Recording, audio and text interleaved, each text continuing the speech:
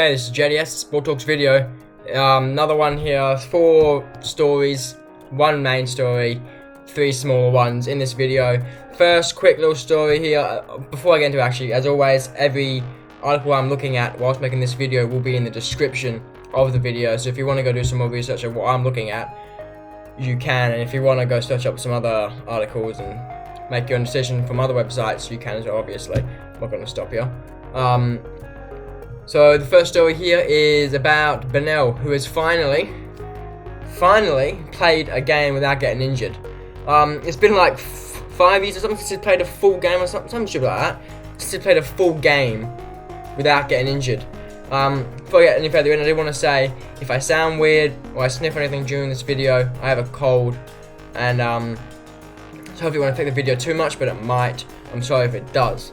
But yeah, so that's what we're going to say on Bernal's I guess position. As you probably know, he has been having calf problems for many years and he's keeping out of the game.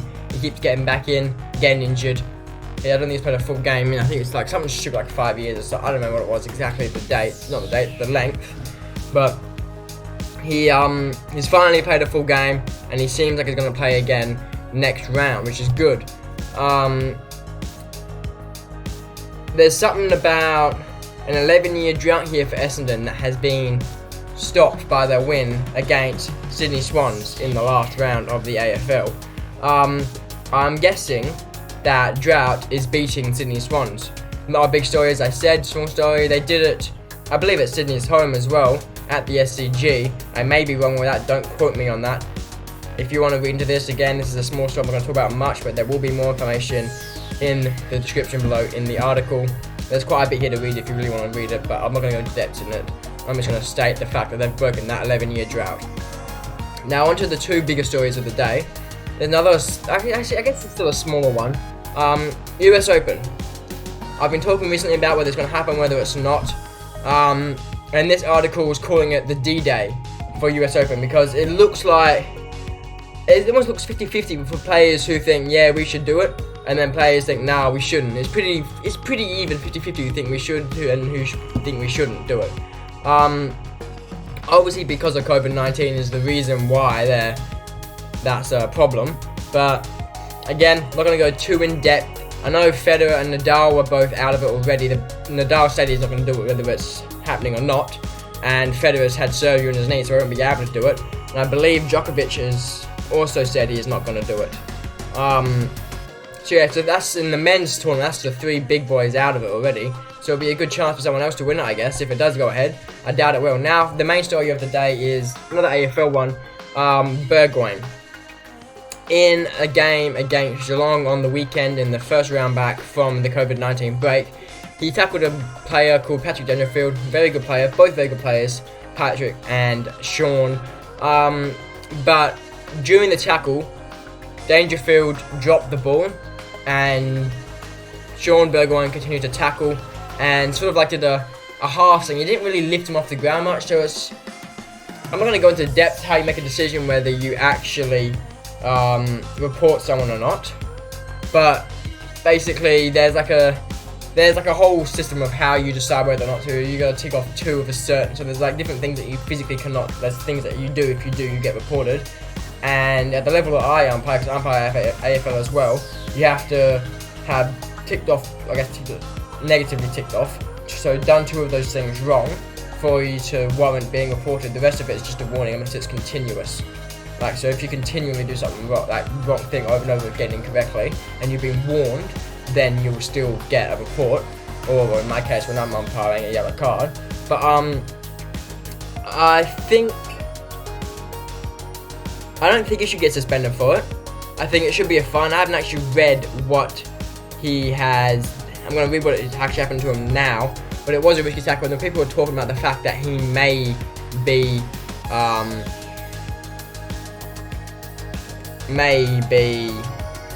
suspended. I don't know why I couldn't think of that then. But the title of this is called Burgoyne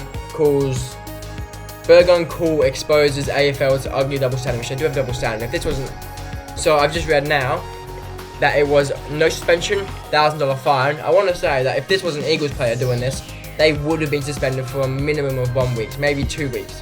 But because it's not an Eagles player, did not get suspended. For example, Nick Natanui, big guy.